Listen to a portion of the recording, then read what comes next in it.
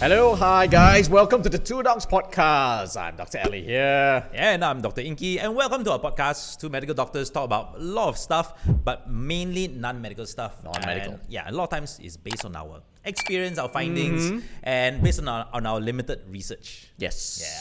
Yeah. So, do you know what happened lately? I had a friend, all right?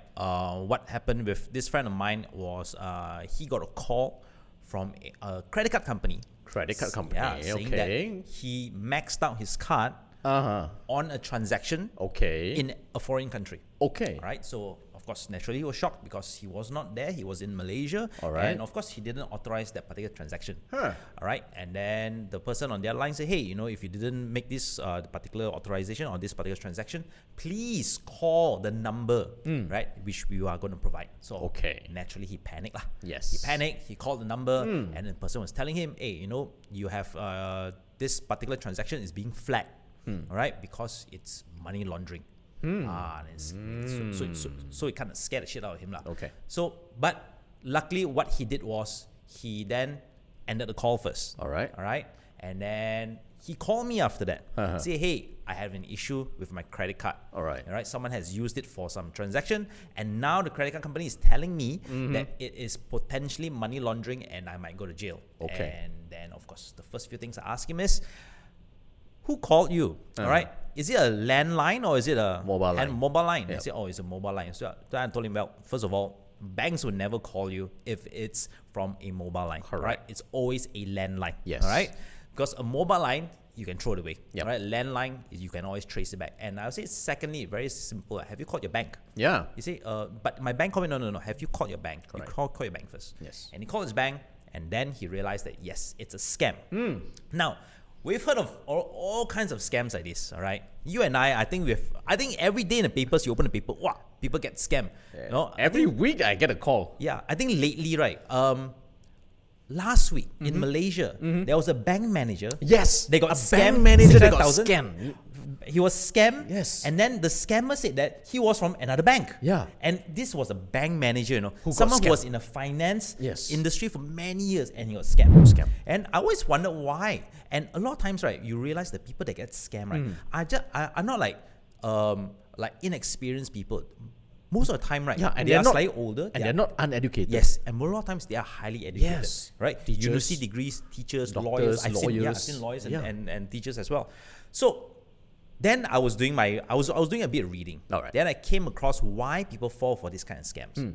It's something called a GI Joe Fallacy. GI Joe. Yeah. GI Joe. GI Joe. GI Joe. Yeah, GI Joe. Cartoon GI Joe, Yes. movie GI Alright, Joe. So for those who are a little bit too young to understand, right, GI Joe, right, was a cartoon in the 80s. It was a very, very famous cartoon. Very popular I watched cartoon. it growing up, Yes. right? All of us. Good versus bad. Yes, exactly. And it's the only cartoon, right, that can end with the bad winning for that episode. Yeah, exactly. So the GI Joe fallacy. Okay, now what happens is at the end of every cartoon episode, at the end of every episode, they don't just end it and credits and done. No, they put in a lesson. Yes. All right, and it's usually like kids learning a lesson. Example, maybe a kid was playing ball by the street, and the ball rolled across the street, and he ran across the street, and he was almost hit by a car, saved by a GI Joe. Yes. And the GI Joe said, "Oi, always look both ways before crossing the street."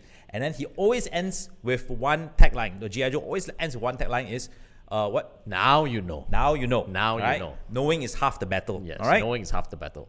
However, the GI Joe fallacy claims that knowing is not half the battle. Knowing is not half the battle. It's not half the battle. So meaning to say, if you know something and you know it's going to trick you, you are still likely going to get tricked. Yes. Correct. Damn. Correct. So it's a bit like a horror house. You know it's fake ghosts. yes. You know it's fake ghosts. Yes, you know it's fake ghosts. You know you're not gonna nothing. No one's gonna kill you. No one's gonna kill you. You're not gonna get possessed. Yes. But you still get scared the shit out of you. Yes.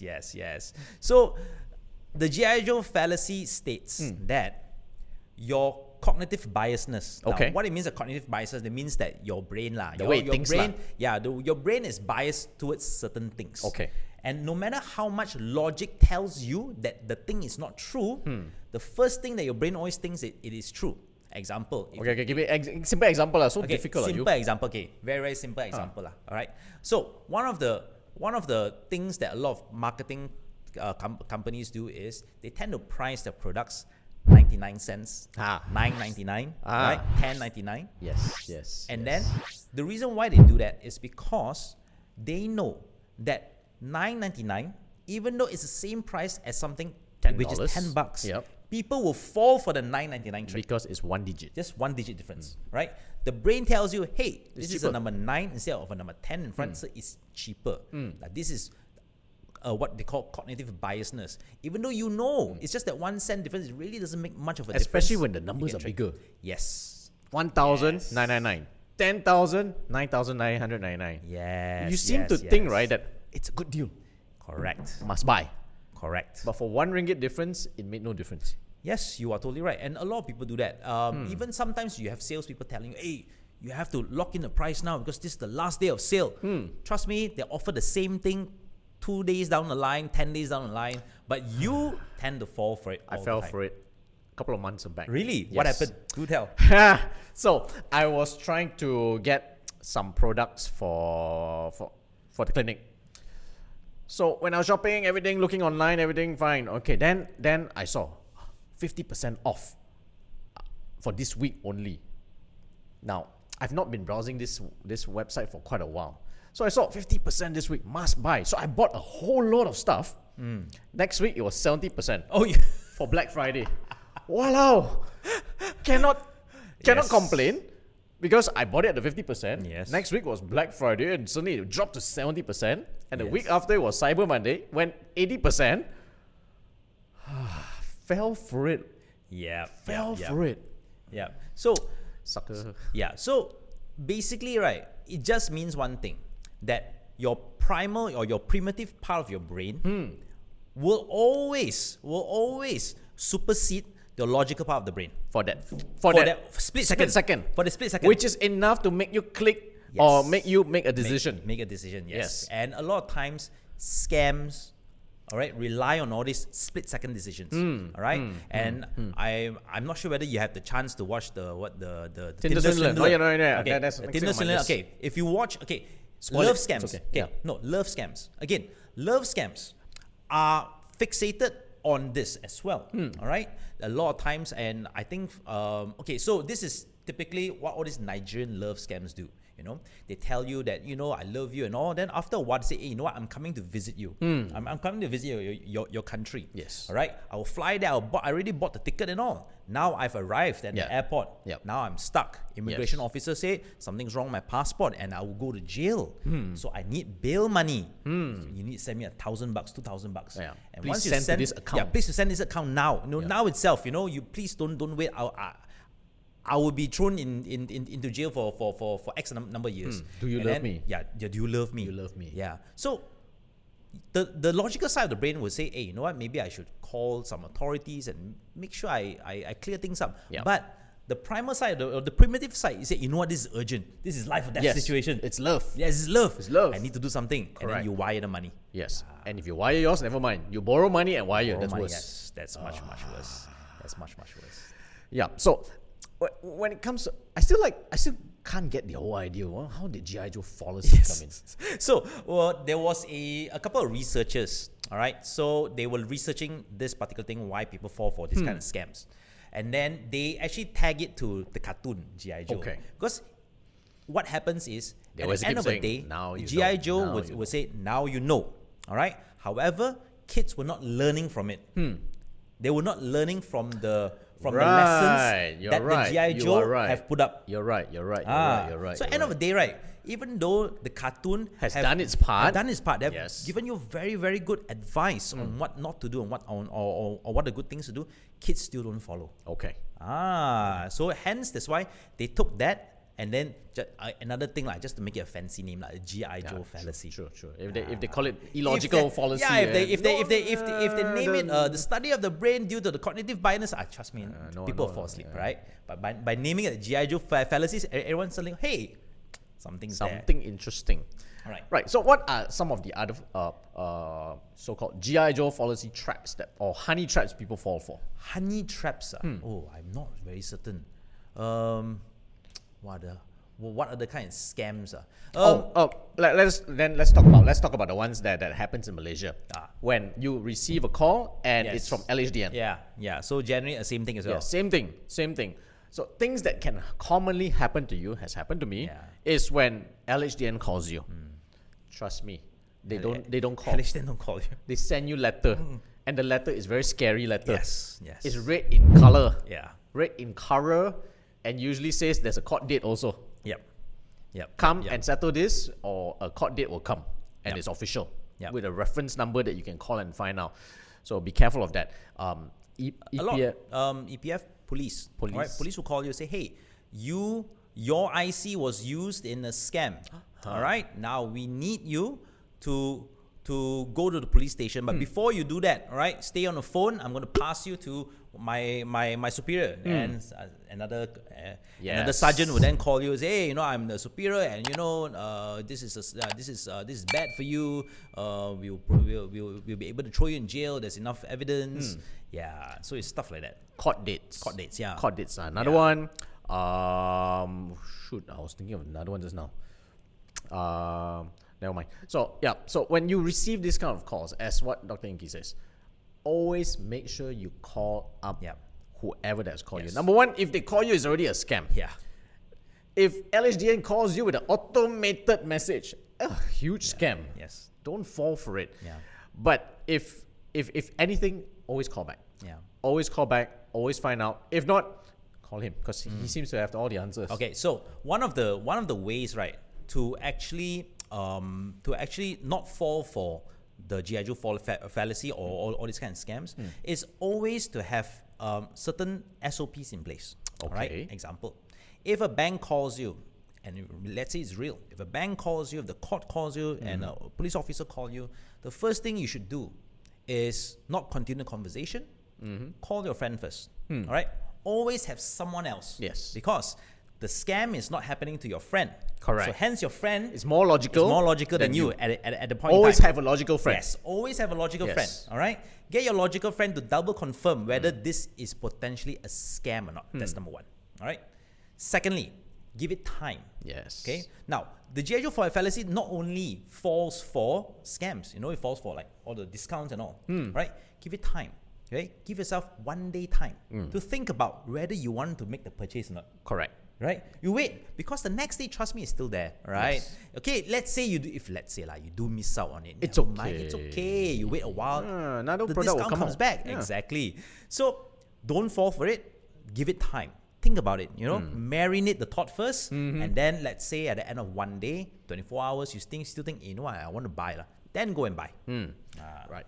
Most of the time, also when it comes, so we've got marketing, whereby how they psychologically target you to purchase. We've got the scams. One more is when it comes to investment. Oh yeah, that's also another GI Joe fallacy. So what happens is when people tell you, oh, we've got this thing, risk-free. Yep. Risk-free is a red flag. Okay, high returns. Yes. Very high returns. And how high is high? Somewhere in the range of 30%, 15 to 30% a month. That's crazy. Banks don't even give you that in a year. Good unit trusts don't even dare to promise you that. They will go between 8 to 12% max. And if you have a really good year, maybe 20, 30%. But no one's going to tell you a guaranteed return. However, people still fall for it. Yep, people still fall for it. People still fall for easy money. People still fall for this scheme cepat kaya or get rich quick schemes, and also which are literally Ponzi schemes. You want to mention something about investments? Another thing other than all these illegal investments, legal investments. There are legal investments who also use this kind of tricks. Example, how many times have you gone to a particular, let's say a launch of a property, and they always tell you, we only have 5 left. 5 units left. 5 units left. You have to make the deposit now, otherwise it's gone. But actually, there's actually plenty of units. They blocked it off so that when you have bought something, they will then remove the other units. All right. Another thing is sometimes, let's say example, you go to a store and then there's a huge long queue. All right, people are buying certain things. Maybe it's just like, they say, oh, this we only have like 1,000 units left. And what happens is actually a lot of times there are all these professional people that actually stand in line just to make it look like there's a lot of people buying. So it actually drives people to want to go and queue up. All right. And the third one is stock market. Okay. All right. Stock market. Stock market, what happens is when the market goes up and you realize, I should have bought yesterday. Yes. Then you went and then you just dump Pump all in your the money, money in, pump yes. your money in. All right.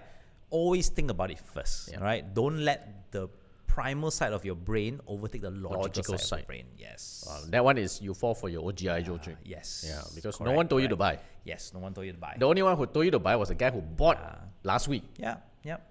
He wouldn't buy today and tell you should buy today. Yep. In fact, I've never come across anyone who bought a good deal today and say, hey, Ingky, buy this today. Maybe you got friends, but I don't have that friend. Damn. Hey, you want to know which area, if I go now, we can see a lot of these GI Joe people. Where? You go Genting. When it's gambling on the table. Logic goes out the door. There's no logic. Logic goes out the door. It's There's no pure logic. Emotions, It's pure emotion because they feel that if I do it enough, eventually I will win. I will make it back. I will make it back. Even if you're losing money, right? I will double up this invest. Correct. Even if it's a 10-1, they'll say, I will keep doubling up my losses. Yes. Eventually, I should win back. Yes, exactly. But they don't realize 10-1 means it can still be the same spot, It didn't move. It's a randomized 10, not a sequential 10. Anyway, too much already. Yeah, so same thing applies. Make sure you have a logical friend. If you're going gambling, bring a logical friend Bring a along. logical friend along with you. Your logical friend will tell you, hey, you have lost enough. Let's go home. Let's go home. Yes. In fact, your logical friend will only give you some amount of money only and take your credit card away. That's a logical, good friend. Always have one of those around. If there's a deal too good to be true, again, don't jump into it. Don't jump into it. One more is I'm gonna get some haters. Insurance. Insurance. Okay, so I'm just gonna say it out loud. It's good to have. But don't get tricked into the idea that you need to have more than what you need. More than what you need. Sequentially, if you can have more, great, but don't get tricked into it by saying, oh, this policy is special investment scheme, only for 12 million units to be taken up, blah, blah, blah. It's okay. Once they close this, tomorrow got a better one. Always a better one tomorrow. So, in conclusion, all of us will fall for it. Yes. All right? All of us are prone to fall for the GI Joe fallacy because our primal brain, it would still supersede a lot of our logical decision making. But always make sure that don't think that you are too smart to fall for the scams. All right? And when certain things like these do come up, right? Always give yourself time and call a logical friend. By the way, I've already admitted mine. What's your GI Joe fallacy? My GI Joe, I would say generally is investment in stock market. All right, I'll generally jump in a little bit too early. Or example, I have a plan. My plan is if it goes down below a certain price, I will cash out. Okay. But a lot of times when the price drops too suddenly, I'll panic and I'll just sell. Again, it's emotions. Then after that, I'll kind of regret it. I say, I should have waited. Should have waited. Dang it. But you still made a profit, right? Yeah, sometimes you make profits, sometimes you make losses. Yeah. Laws of average. All right, so guys, hope you guys found this segment interesting. I myself thought it was interesting because when he told me about GI Joe fallacy, I had to actually go read up a little bit also. So, hope you guys find this education enough. Please hit us some comments if you've actually fell from any kind of scams. We'd love to hear from you. Or hit the subscribe button so that we'll let you know when the new episode comes out. And this is us signing off this week on The Two Docs. I'm Dr. Ali. And I'm Dr. Ingky, and have a great weekend.